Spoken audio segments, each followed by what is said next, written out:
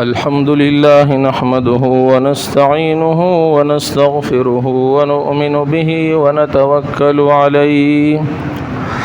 ونعوذ بالله من شرور أنفسنا ومن سيئات أعمالنا من يهده الله فلا مضل له ومن يضلله فلا هادي له ونشهد أن لا إله إلا الله وحده لا شريك له ونشهد أن سيدنا ومولانا محمدا عبده ورسوله صلى الله عليه وعلى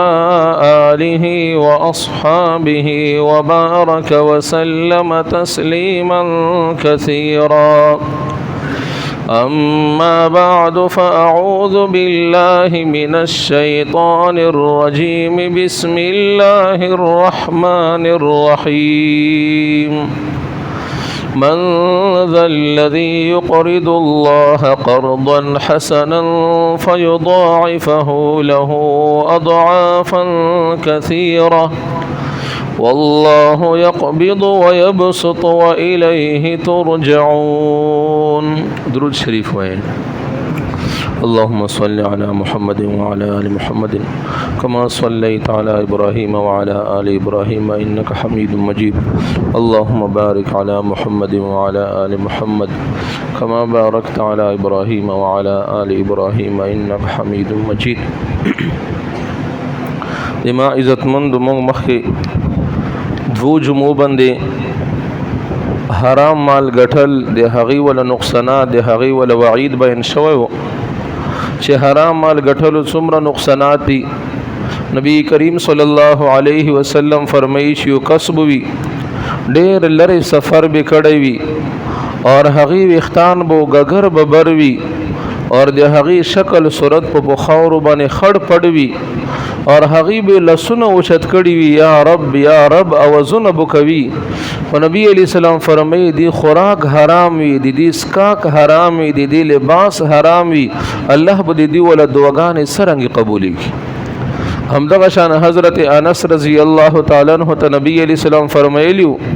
چې تو حلال خورا تب مستجاب الدعوات جوړ شي الله به دیتا ول دعاګانې قبولوي. نو د حلال خوړنو فائدہ دا ده چې د انسان ولا اعمال مقبليږي اور د انسان ولا دعاګانې مقبليږي اور د انسان ولا اعمال چې دی هغه بهتر وي دی رب نیک اعمال وزي اور د حرام ولا نقصانات دا دي چې د انسان ولا عبادت به نه قبليږي دعاګانې به نه قبليږي دینه کا اولاد پیدا کیږي نه به هغه ټیک وي اور نه به دی ولا اعمال ټیک وي. نو د حرام ولا نقصانات هغه هم زیات دي. ځکه یو یعنی شیخ فرمایي چې زه 1 روپۍ چا تخپل حق و پس کم نو په 1 لک روپۍ صدقه کوونو نه ماته هغه پسند دي چې زه چا تخپل حق ورسو. اوس نن چې کوم د مختصر دی باندې چې کله الله پاک مال در کړی وي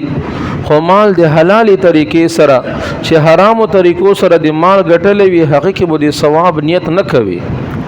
ځکه چې نبی علیہ السلام فرمایي چې د حرام مال نه الله پاک صدقه نه قبلوي د حرام مال ولا زکات الله نه قبلوي د حرام مال ولا قرباني الله پاک نه قبلوي.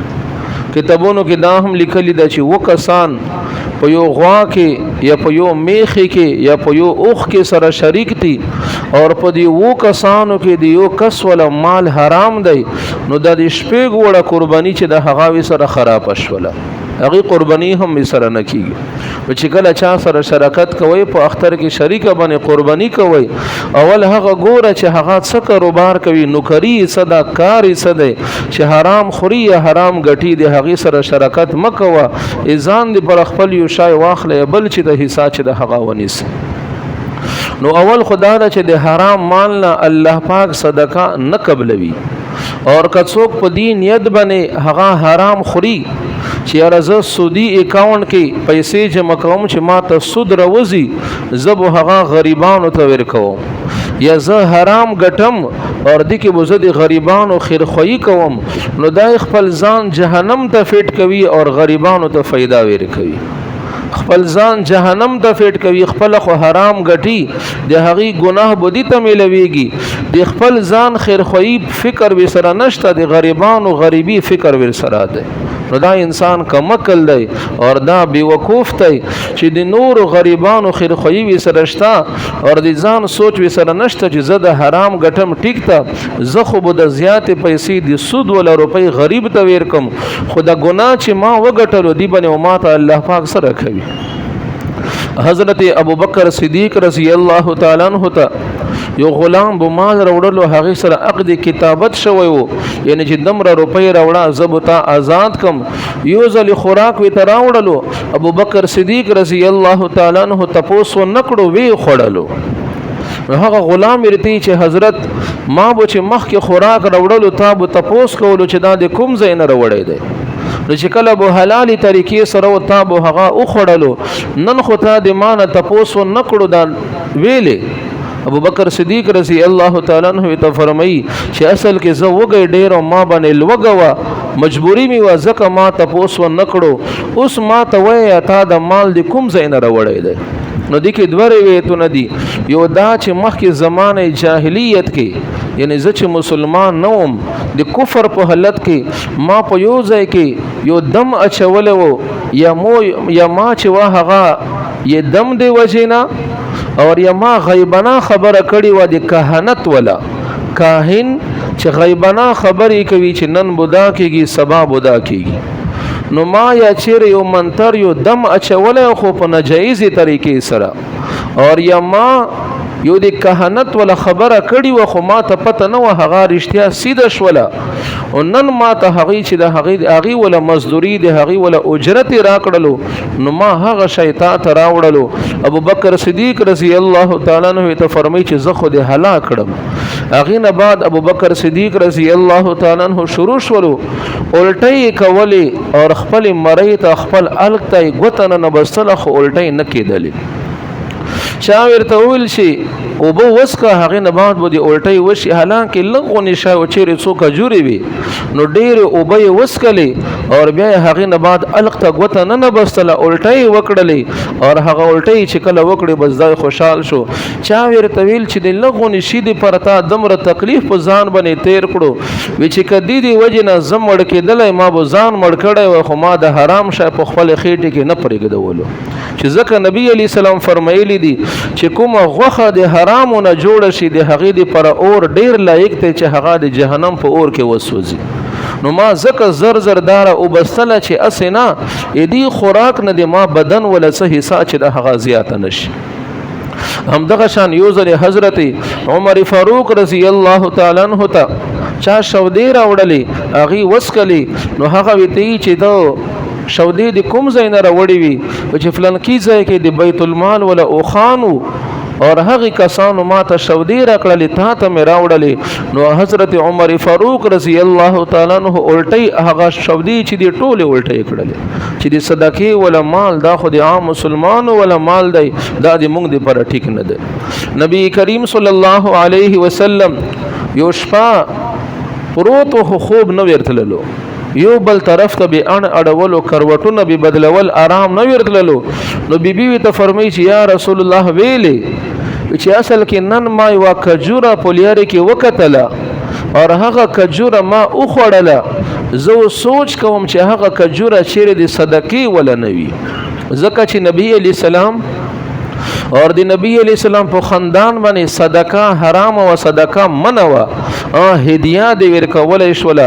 صدقه دي ته ویل شي چې ته یې چاته ورکې او نیت دا کوي چې ما تعالی اجر راکړي، اور هدیه دي ته ویل شي ګفت چې ته چې ما ته اجر ملويږي که نه ملويږي، خو ما نه د مسلمان چې خوشحال شي، صرف د مسلمان خوشحالۍ دپاره یو کار کول، نو په هغې کې تا ته الله اجر درکوي، خو تا نیت د اجر نه دی کړی. اور په صدقې کې داسې وي چې سړي نیت د اجر ولا کړی وي، اور نبی علیه السلام د هغې په آل باندې صدقه خوړل ټیک نه و، چې ما خوړلې دی وا کجوره، زه سوچ کوم چې هغه د صدقې ولا نه ځکه ما ته آرام نه رسي. نو هغه دمره احتیاط کولو. نو اوله مسله خدا ده چې د حرام مال نه الله پاک صدقه نه قبلوي، زکات نه قبلوي، حج نه قبلوي، قرباني نه قبلوي. کتابونو کې دا هم رسی چې کوم سړی سره ټول روپۍ حرام دي، اگر که په لکونو کروڑونو وي سره د په هغې باندې حج فرض نه دی. ځکه نه دی فرض چې د حرام روپۍ دي دینه هغه خو د بل چا ولا حق ته هغې ته به ورکوي. د حرام مال دی نه دی بلکې دا د نورو حق دی. نو دی چې نورو ته حق ویر کې دی سره حلال نه پاتې کېږي، ځکه دی باندې حج هم فرض نه دی. اوس د حلال مال نه صدقه او بسل د هغې اجر څومره دی؟ نو نبی الله پاک قرآن کې فرمایي من ذا الذي يقرض الله قرضا حسنا، څوک چې الله ته قرض حسن ورکي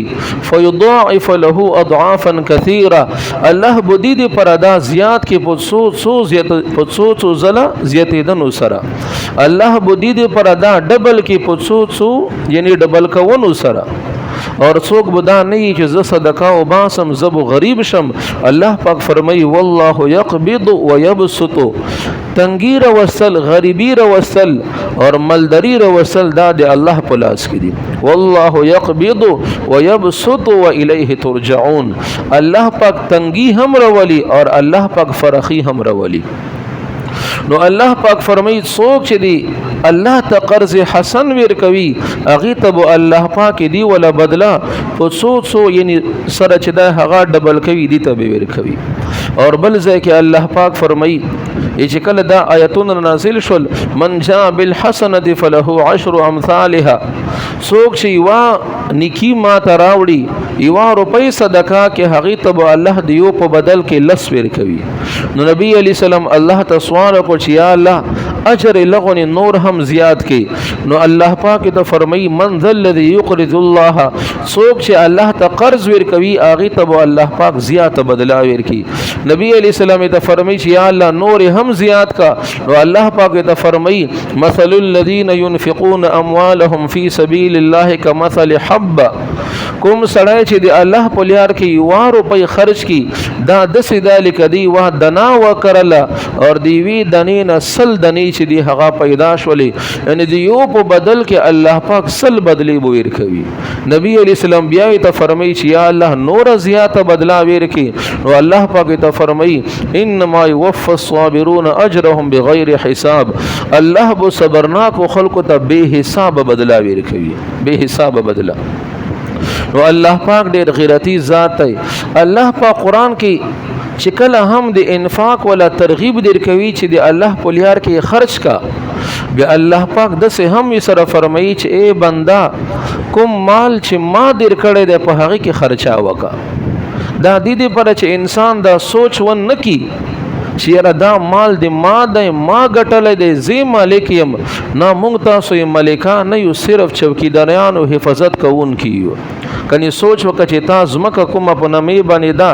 په خپل کلی کې په خپل قوم کې دا اول دی چا ولوا اول دی ګور پلار په نامې باندې وا پلار نه پیله چا و دیني کپ نامې باندې دی وا اوس دی تا دا اور تا نه وګوره زمونو ته اور بیا المسوی ته پتی کیږي. مال هغه مال دی چې کله انسان اوخري اور یی واچوي اخرت ته واستوي. د بقیا مال چې مونږ تاسو بچو دا د مونږ تاسو نه دی بلکې مونږ تاسو یې دی چوکیداری کو دا به د زمونو د المسوی د کړسۍ په نصیب کیوي. نو د کې دا چې څوک د الله په نامې باندې خرج کوي الله پاک ډېر غیرتی ذات دی، الله به هغه تویر کوي. څوک به دا سوچ نه کوي چې دا مال ولا مالک زیم، نه الله پاک فرمایي یا ایها الذین آمنوا انفقوا مما رزقناکم، اے مومنانو کوم رزق چې ما در کړی دی تاسو یې هغې نه خرج کوي. من قبل ان یأتی یوم لا بیع فیه ولا خلة ولا شفاعه،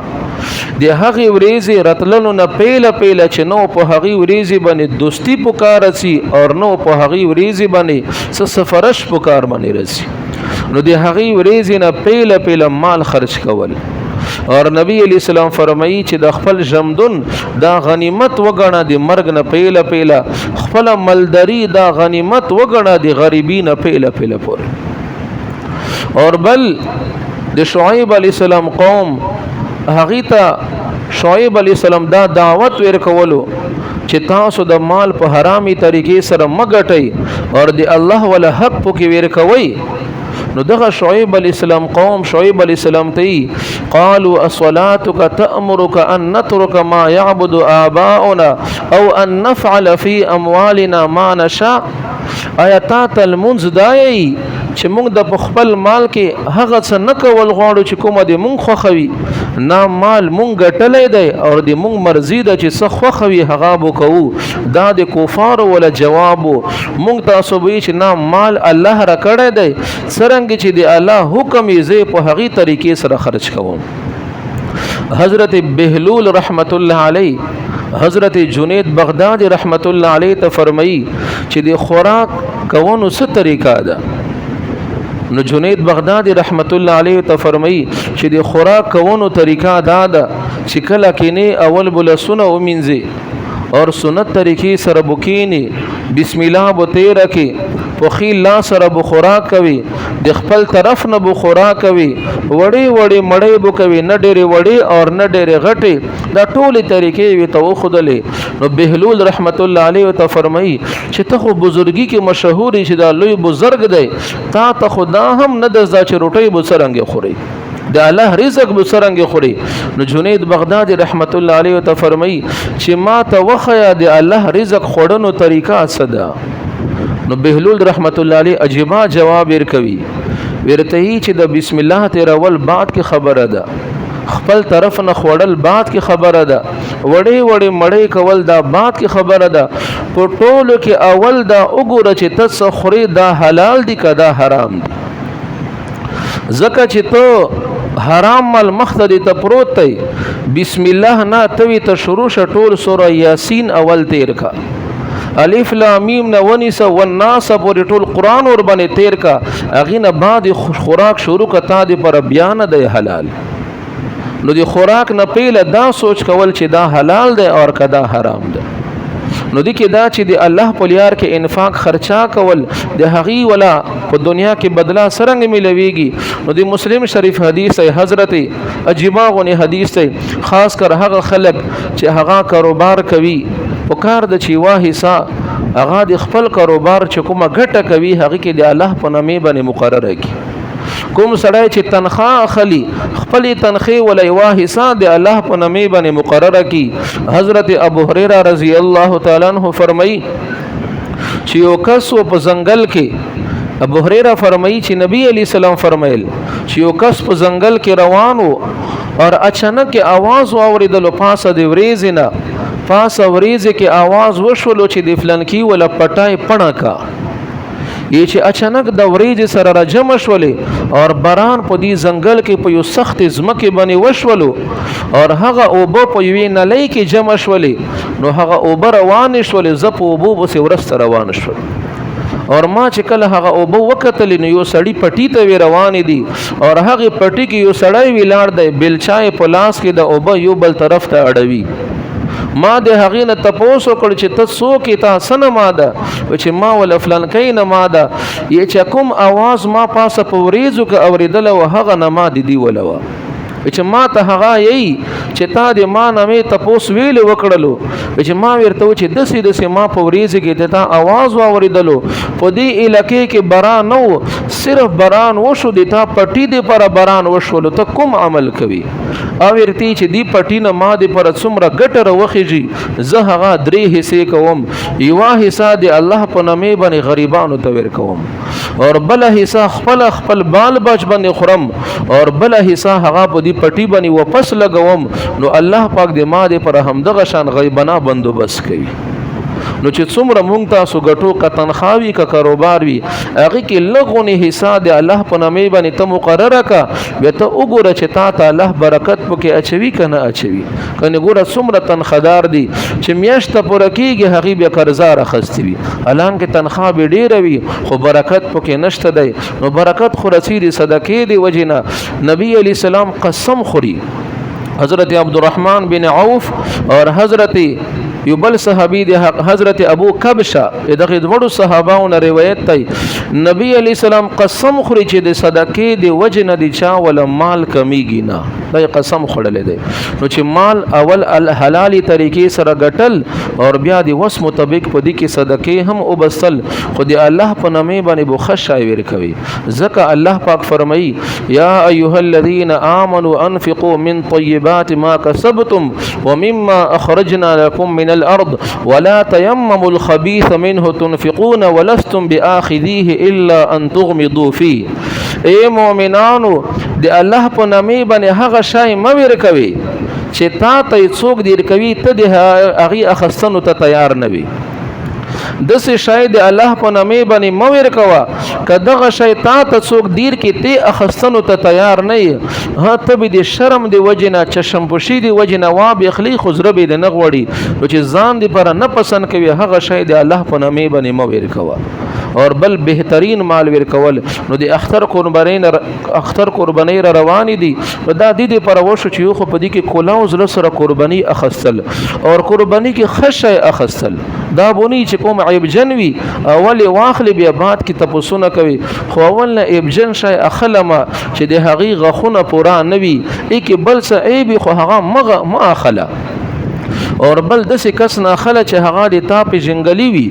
هغه ته چې دا شای زد نه وړم